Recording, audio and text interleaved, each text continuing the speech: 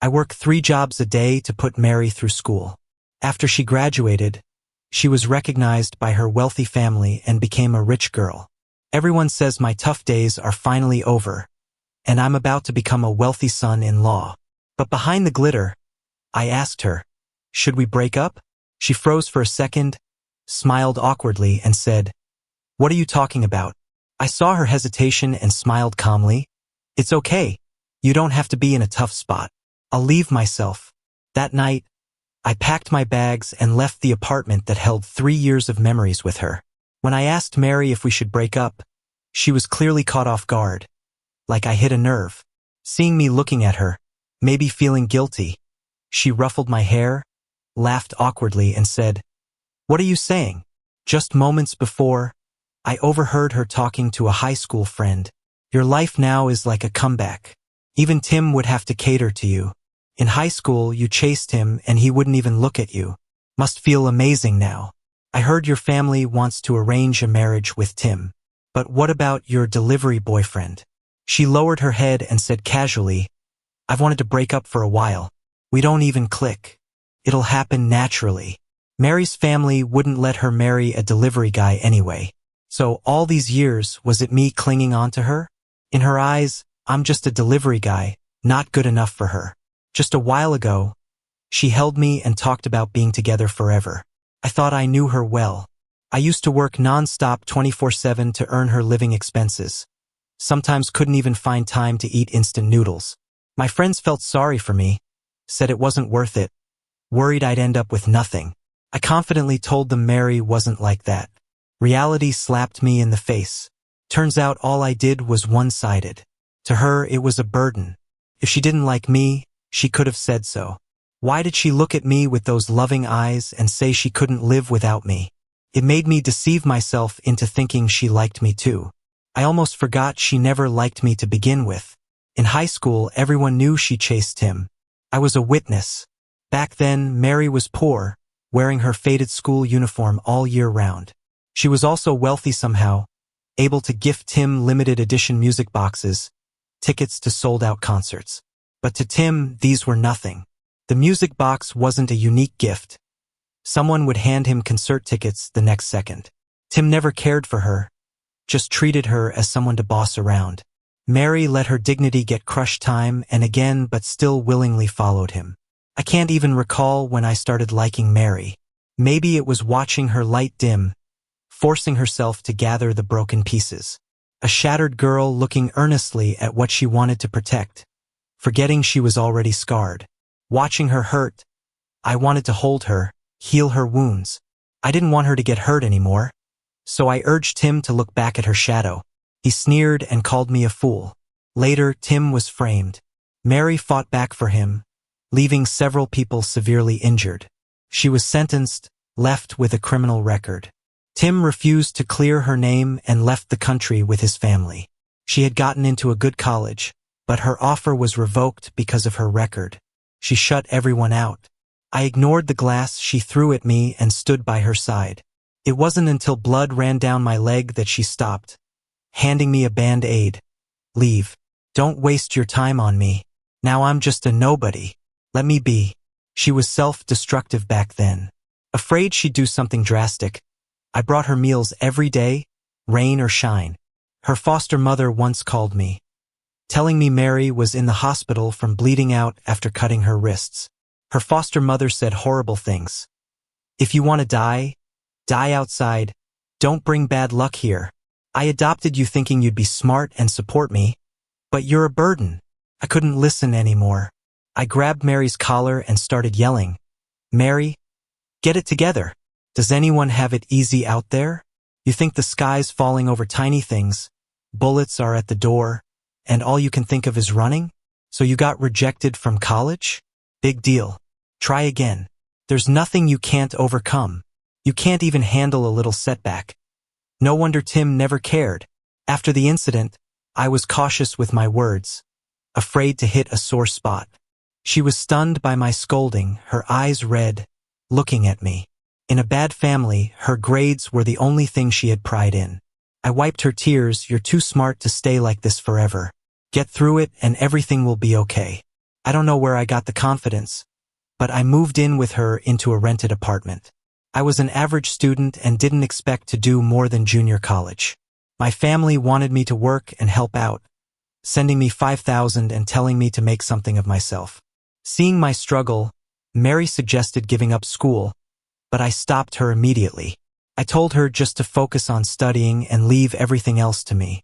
I washed dishes during the day, delivered at night, handed out flyers when I could. It barely covered living expenses. Once, I took on too many deliveries overnight, passed out on the side of a bridge, trying to earn more for Mary's books. Mary's eyes reddened seeing my bandaged legs. I forced a smile, telling her it didn't hurt. She pulled me into her arms, calling me a fool. She said I was her life, swore she'd make sure we'd have a good future together. Unsurprisingly, she got into a top university. Her family learned about my support over the years and offered me a bank card. I was a bit lost. I didn't do it for money. Mary always promised we'd have a good life, but I never wished for extravagance. To me, being with her was already a good life. A bank card to end our 3 years felt insulting, almost laughable. Friends said my hard days were over, but I knew well that the rich wouldn't let a poor kid marry a rich girl. It should be matching backgrounds like Tim. Mary always liked Tim from the start. Maybe all she felt was gratitude. Maybe our conversations drifted since college. Back then, whenever she talked about academic stuff, I couldn't really understand it. And the daily stories I had from delivering takeout didn't interest her. Over time, I noticed she spoke less and less. I'm someone who's extremely insecure. In my eyes, she was amazing, surrounded by handsome guys in college. I was afraid she'd have a change of heart. I was constantly questioning if she loved me, using that classic line, "Don't forget who paid for your college." Our biggest fight happened when I took her to buy an engagement ring, promising to marry her right after graduation. She paused for a while, then pulled out a ring she had already bought. I knew it wasn't the right fit, but I chose to deceive myself and put it on. I looked at her seriously, driven by my stubbornness, and asked once more, "Honestly, do you want to break up?" She saw the seriousness in my expression, stopped smiling, and said nothing. I laughed at my own foolishness, wondering what I was even chasing. I knew the answer all along but kept deceiving myself into thinking I might be wrong. But there it was on my ring finger, a ring she had personally given me. The ad said this type of ring can only be purchased once in a lifetime. I've loved her for years. How could I not dream about this? I turned away, pretending everything was fine, and went to water the champagne roses on the balcony. The champagne roses on the balcony were something we planted together. I saw their meaning at a flower shop and decided to buy them. Back then, he asked when I took up gardening, and I said they were beautiful but mostly for their meaning. Devoted to you alone. She came up behind me and said softly, "Sam, you'll always be the most important person to me." Tears welled up immediately. Eyes are supposed to be big enough to hold everything in the world, but too small to hold a few tears. I turned my back to her, not wanting her to see my messy state, quickly wiping away my tears, and blurted out, "What about Tim?" She stayed silent. I looked out the window, trying to let the wind blow my tears away. I put down the vase and turned to face her, struggling to remove the ring. It was a size too small and stubbornly forcing it on hurt. Now taking it off felt like a relief. I placed the ring back in her hand. "Here, yours."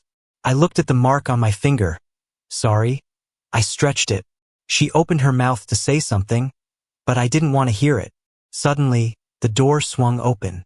A few of Mary's college friends came in and, seeing us standing there, joked about how we'd been ignoring their knocks, thinking we were flirting. They announced some good news. They had come to share that Mary's paper won an award. Her friends were polite and classy. They knew about me, respected my abilities, and envied Mary's good fortune. For 3 years, Mary often visited our modest apartment, always bringing lots of things. Knowing how little we lived on, she'd try her best to help. Mary sat down and flipped through her award-winning paper. One friend patted her shoulder and said, "You really did it. All of Sam's efforts weren't in vain." She glanced at me awkwardly and awkwardly said, "Yeah, thanks to Sam." Her friend clung to her, insisting I join them for the paper's presentation. She looked up at me, as if waiting for me to respond. Another friend egged on, yeah, Sam's heroic story will go viral online for sure. I knew Mary didn't really want me to go, so I declined. Her friends perked up. Sam, what are you saying? We're genuinely impressed by you. I've never met a guy willing to work 3 jobs to put his girlfriend through college, especially such a smart guy. Mary also chimed in, come with us, you've hardly had a chance to go out and have fun. Just a trip with good friends. No sooner had she said this, everyone turned their gaze on her. One of her friends, not the mildest, snapped, good friends? What are you saying? I heard your parents set you up with someone, your high school first love, who got you in trouble? She said nothing, and everyone got riled up, taking turns to give her a piece of their mind. What, you really want to take that match? Is your head okay? Leaving such a good Sam for him. If you dare betray like that, Sam won't even have to lift a finger. I'd hit you first. Someone who could do that isn't a good person. Finally, the friend beside her patted her chest reassuringly at me. Sam, don't worry, we'll keep her straight. She wouldn't dare. I smiled, and the conversation soon shifted, but Mary didn't say a word in defense. Friends advised me more than once. Sam, are you serious about this? People change in a heartbeat, you see this all over the internet. Can you really be sure once she's successful and you two grow further apart she'll still want to marry you? This was always a gamble and I just lost. I hesitated back then, not daring to speak the truth. Now the answer was more certain. No, she wouldn't marry me. They quickly gathered to discuss academic topics, using jargon I didn't understand. Maybe Mary and I were never meant to be part of the same world. I got up and retreated to the bedroom. This bedroom held so many of our memories. I remembered when we could only afford a leaky basement. In sub-zero weather, rain seeped through, soaking her back. I threatened to break up unless she swapped spots with me. I shivered as the rain hit me, while she clung tight, saying she'd marry no one but me. I stared at the contact list for a long time before finally dialing Mary's house. Hesitant, ma'am, that bank card? Her mother's voice was fairly kind. You've thought it over, the 8-digit number. Feel free to use it. Thank you for taking care of Mary all these years. If? Right as she started, she switched topics fast. You're a smart young man. Use it to start a small business, you'll be fine. She meant if I weren't a delivery guy, if my family's situation were better, she'd let Mary marry me. But there's no such thing as if in this world. I softly replied, I'd been staring around the bedroom for ages, trying to figure out what to take with me. The closet was packed with clothes. Only 2 or 3 faded shirts were actually mine. I took them down and tossed them in the trash. Then I noticed the picture on the nightstand of me and her. We took it on a Ferris wheel that let us ride 3 times for $20. Back then, I was snapping pictures of us like crazy. I picked it up to look one more time, then finally threw it away too. And in the end, all I took with me was that card. As I was heading out, one of Mary's friends asked, Sam, it's so late. Where you headed? I casually made up an excuse. A buddy's birthday, gotta drop by. They chimed in. Take us with you. More people, more fun. I politely declined with a laugh, saying, he isn't used to a crowd. Mary knew I was fibbing, and she looked at me with a heavy stare. I don't have many friends, only Bob. And he just had his birthday. I waved them off and looked at Mary one last time, signaling I was leaving. Leaving and not coming back. At 11 p.m., I walked away from 3 years of memories, gripping that card in my hand. Eventually, I took the card just like my friends had told me, don't walk away empty-handed. I'd helped lift Mary so high, and she abandoned me. So this card felt like the cheapest compensation for everything. It was what I deserved. I took Mary's mom's advice and opened a bubble tea franchise in a shopping mall development. The location and brand worked wonders, business was booming, and I was so busy that Mary didn't even cross my mind. Seeing delivery folks all sweaty, I'd instinctively make an extra drink. I saw a bit of my old self in them, working hard to support a partner's education. If fate let me do it all again, would I make the same choices? But life's not full of what-ifs. Exhausted after a hectic day, I'd lie in my rented room, staring at the white ceiling in a daze. No clear thoughts, just some stray tears soaking into the sheets. I wasn't thinking about Mary but noticed the red marks on my fingers. Wondered when they'd fade away. Just as I was drifting off, my phone rang. No words from the other side, but I saw Mary on display. I asked, "What's up?" After a long silence, she asked, "Did you touch the stuff in the box?" Mary had this precious box, which I'd opened accidentally once. Inside were photos of Tim and notes of their every conversation. Seeing that made me furious. Her response was equally fiery. Eventually, I gave in, letting her keep it but never opening it again. I calmly replied, "Mary, we broke up already. Promises don't matter now. Open it whenever you want. I know that stuff's important to you. I didn't touch it." She seemed a bit guilty, then hesitantly asked, "Did you trash our photo by the bed?"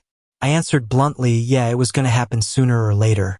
Things went quiet, neither of us knowing what to say, so I just hung up. I was wide awake now, wandered over to the balcony, looking at the dark sky, pondering life. Why doesn't love equal happiness? I loved Mary and went all out for her, so why wasn't I happy? After a long struggle, I realized, to love others, you gotta love yourself first. Looking back, I'd fallen into a pattern of trying to please others.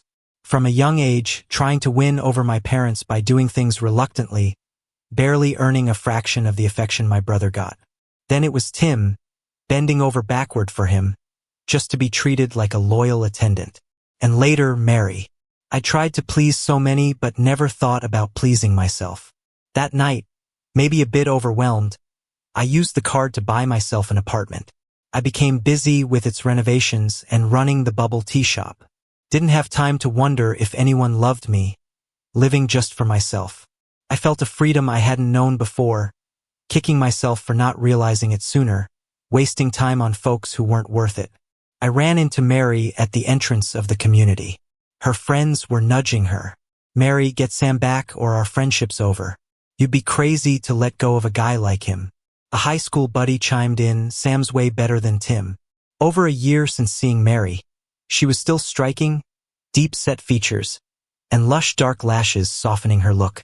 She brushed off her friends with, "If I happen to run into him, we'll see." Then I realized they were right behind me. I thought about ducking into a coffee shop. But before I could move, a bubble tea shop employee ran over. "Sam." She looked worried. "What's up?" But her eyes were darting.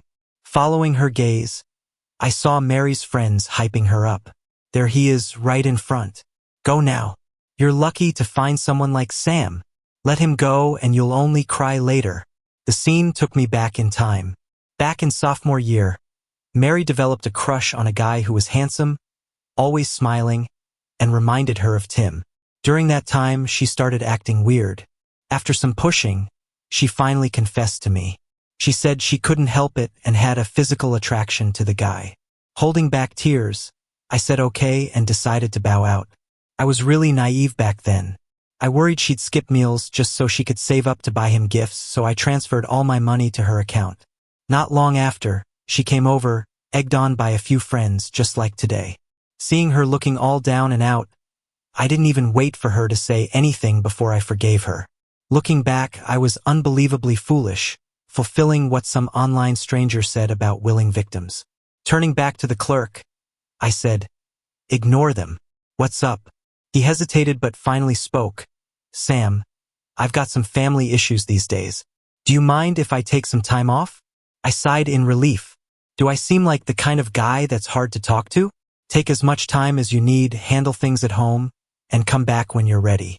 "Thank you, Sam," he replied, and I watched him leave, only realizing Mary was standing behind me when she spoke. "Sam," she said, staring at me, unable to get the words out. Her friends urged from the back, "Mary, be nice. Apologize." There was once a time I wanted to hear her say sorry so bad. But she never would. She never lowered herself to apologize to me. Now, I didn't want to hear it or need it. She glanced back at her friends and, with a dismissive tone, asked, "When are you moving back?" Deep down, she just thought I was sulking and would return once I'd cooled down. She never thought she had anything to apologize for, so she never would. But I had figured it out. Mary's family offered a huge sum as compensation for those 3 years, making my life quite comfortable now. Even if I hadn't backed her education, my background and experience wouldn't have let me live like this otherwise. So I wasn't at a loss. I said, "I'm not going back." She looked at me intensely, finally muttering an hum before turning and leaving. Her friends, waiting, started teasing, "So, did he forgive you? Did you give him back the ring?" I said, "Just marry him already. You're exhausting us." Mary's voice was firm but annoyed. "No reconciliation, and I'm not marrying him," she said. "I mean, why would I marry someone I don't even like just out of gratitude? I see him as a friend." Hearing those words from her, I felt a sudden anger rise. 3 years, and now it was didn't like. She thought I was just there at her beck and call? I walked up to her and slapped her across the face, saying, "This slap, plus your mom's bank card, makes us even. Those 3 years? Consider me blinded by fat for liking someone so rotten. That marriage? You think I'd marry you? It's me breaking it off. Get it?" Everyone was staring at me, and I was left regretting not slapping her sooner. During my delivery rounds, while supporting her studies, I'd often hear cases of men being ditched, yet I'd cling to hope whenever I found some happily ever after videos. Sadly, Mary and I weren't an exception. She ended up with Tim. 3 updates a day, all featuring them and their photos. Hard not to know. I used to want her to post about us, but she always said we're the only ones who need to know. But when you meet someone you really like, why hide it, right? We ran into each other again at a high school reunion. I wasn't planning on going, but Bob dragged me there. Mary and Tim walked in holding hands. I patted Bob's hand to calm him down. I could look at Mary and Tim openly now. Tim was just as good-looking, one to draw every eye. Mary noticed me and chose to sit farthest away. She meticulously wiped Tim's utensils and, getting warm towels from the server, wiped his hands, just as she did in high school. The meal turned into their show of affection. Bob, fed up, said it was sickening before I could even comment.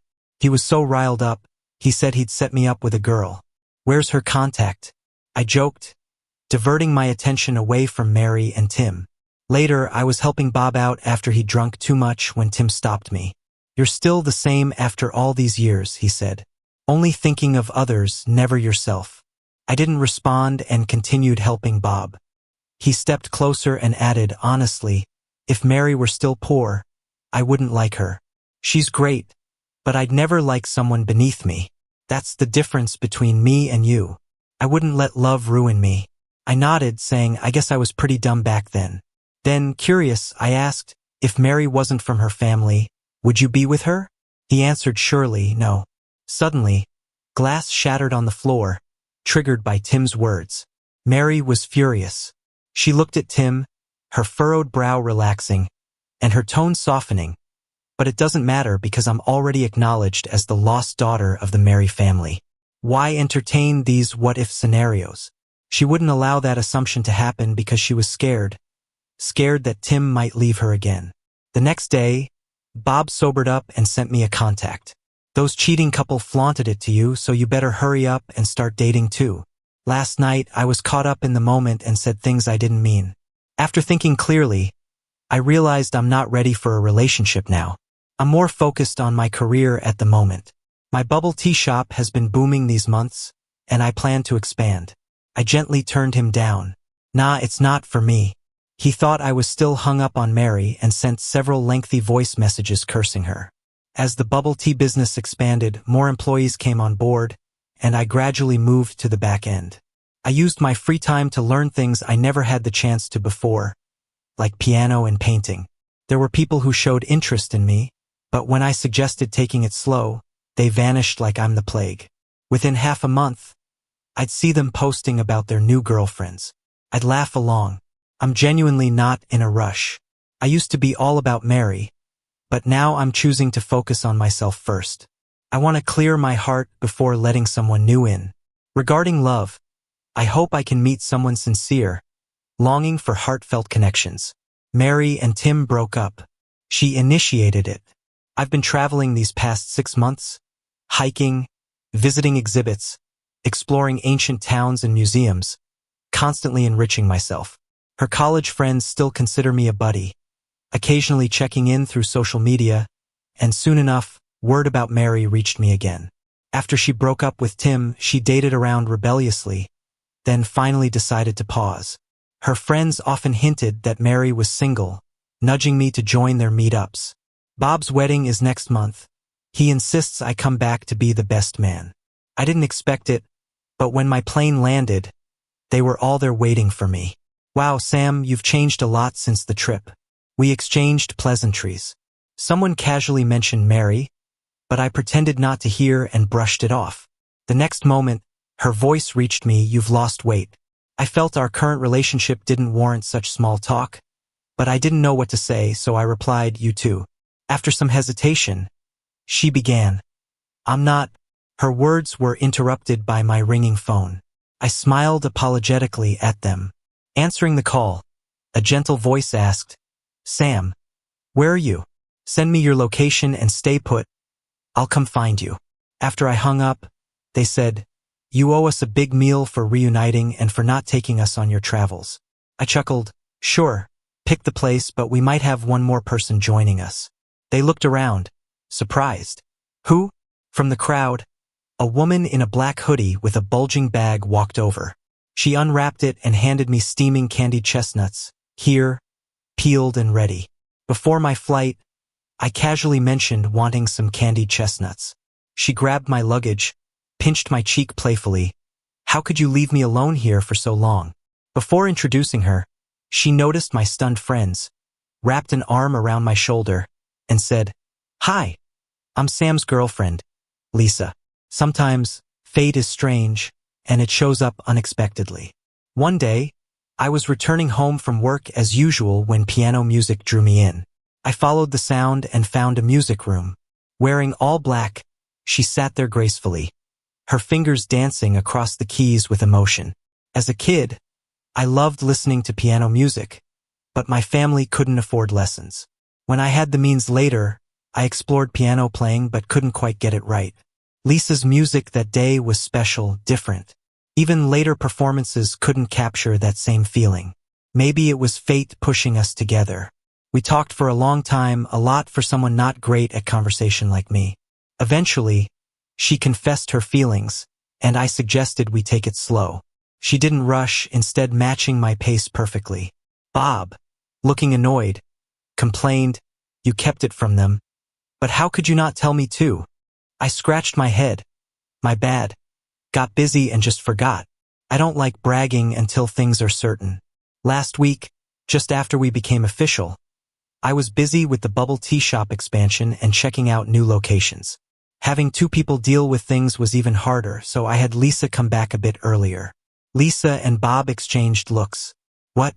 You forgot about me?" Hands on hips, she teased. "As a punishment, buy me 2 big chicken legs. I'll buy you double as a meet-up gift. If you buy, it's not just chicken legs." All right, your choice." Lisa, being outgoing, quickly blended in with the group, laughing and chatting until we reached the restaurant, then realized Mary wasn't there. Her friends called her, and she answered weakly. Her stomach was hurting suddenly, and she was at the hospital. Their faces dropped. "So sudden? Hope it's not polyps again." Hoarsely, she reassured, "No, just something I ate. It's not a big deal, don't worry." Mary's had stomach issues, once had polyps, requiring bi-monthly checkups. Even though she said she was fine, her friends were concerned. They looked at me with uncertainty, so I offered, "You guys should see Mary. Stomach pain's serious. We can eat some other time." My flight was tiring too. I could use some rest. After they left, Lisa, holding my hand, asked, "Can you sleep on an empty stomach?" Somehow she knew my stomach had been growling. I sidestepped her question, picking up chopsticks. "Let's eat here first since we're already here." She leaned on the table with both hands, turned slightly, and smiled at me. I had no clue why. On the way home, I was hiccuping. "It was your fault for ordering so much and not eating. People in the restaurant must think I'm a pig reincarnated." She pinched my wrist, sounding a bit sarcastic. "You've lost weight." Before I could get what she meant, she grabbed some of the fat on my face and laughed. "Why do I feel like you've gained a lot?" "Lisa, We were messing around when suddenly someone blocked our path. Lisa instinctively held my hand tighter. I didn't expect to see someone who was supposed to be at the hospital at the entrance to our building. Once Lisa realized it was Mary, she spoke slowly, her voice naturally rising. "Mary, is your stomach feeling better?" I instinctively looked at Mary, and my cheek was pinched again. Mary glanced at Lisa, didn't respond, just smiled, and then she looked at me and called, "Sam." Out of reflex, I let go of Lisa's hand and stood straight. She looked at me, "Long time no see." I felt a bit puzzled, glanced at Lisa, and faked a laugh. "Long time no see." She looked between me and Lisa, and I quickly introduced, "This is my girlfriend. Lisa, you just met." She laughed lightly and gave a quiet hum. Then she said, "I'm not actually Mary's family's daughter." I already knew. Back then, there was news everywhere about Mary's family mistakenly recognizing a daughter. The hospital messed up the DNA samples. It sounded ridiculous, but that's what happened. I didn't have to guess the rest. She learned she wasn't the Mary family's heir, realized Tim wouldn't be with her anymore, so she broke up with him. Later, she tried to date to forget Tim but couldn't, so she stopped trying. "So what does this have to do with me?" I calmly replied, "I know that." She seemed choked up by my response. Was she expecting me to be her scapegoat again? Before I realized it, I asked, "Are you out of money?" Lisa looked confused at me, glanced at Mary, and after a moment said, "Mary, if you need help, just say it. Friends help each other when they can." Mary ignored her and called me again, "Sam."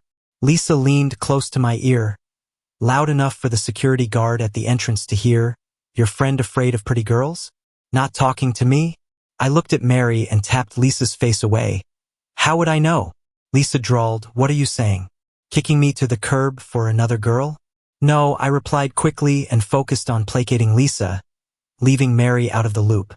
As things calmed down and Lisa got a bit more intimate, she cupped my face and looked at Mary. "Mary, want to step aside?" Mary didn't respond, calling me again, "Sam, can we talk?" Before I could reply, Lisa's lips pressed onto mine, silencing me. Mary must have left at some point, with Lisa playfully knocking my head. "What is it?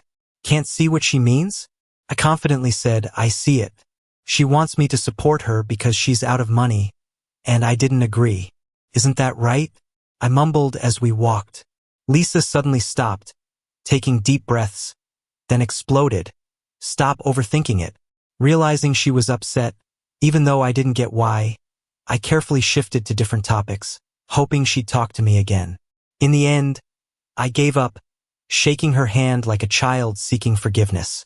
She stopped again, breathing deeply to calm down. "You didn't do anything wrong. No need to butter me up." Maybe seeing my slightly red eyes sparked something in her. She sighed and spoke gently. "We were equals in the relationship. No need to flatter to keep the love. I love you just the way you are, mistakes included. Got it?" I was just a bit annoyed earlier.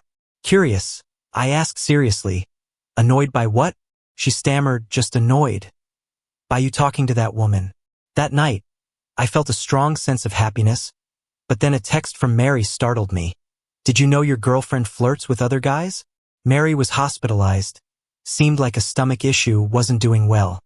Her friends seemed down, urging me to see her, spend time with her. I found it odd and refused.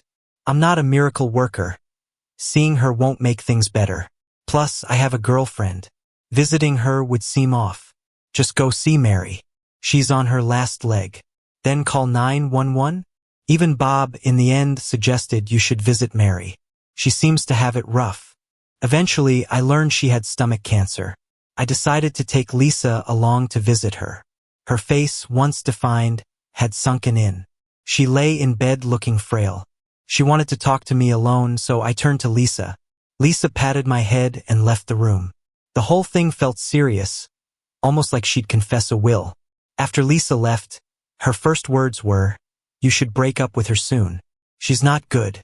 Since the text, I had some aversion to her. I know my own person well. After a few months with Lisa, I know who she is. I replied moodily, "I'll judge that for myself." Confidently, Mary asked, "Want to bet?" Bet on what? Her loyalty. I'm not betting on something stupid like that. If I win, are you gonna bless me with wealth from the sky? She was left speechless, only saying, just wait and see, everyone's the same. Maybe her words made me more cautious of Lisa. I began noticing her every move. After trailing her a few days with no findings, I realized it felt immature and silly. Was I mistrusting Lisa in my heart, testing the relationship over someone else's words? I gave up the idea and refocused on myself. As I left today, she asked curiously, not following me today? Busy with work stuff, I replied absent-mindedly, nope, go to your mischief. She chuckled, replying with an O. She left? Really left? I dropped my work and trailed after her. Followed her to a romantic couples-like restaurant. Too paranoid to get close, worried Lisa would spot me. A young lad approached her, said something, then they went upstairs. The guy looked fresh and innocent, not a day over sweet 16. Anger caused my fists to clench. Cheating's bad enough, but with a kid?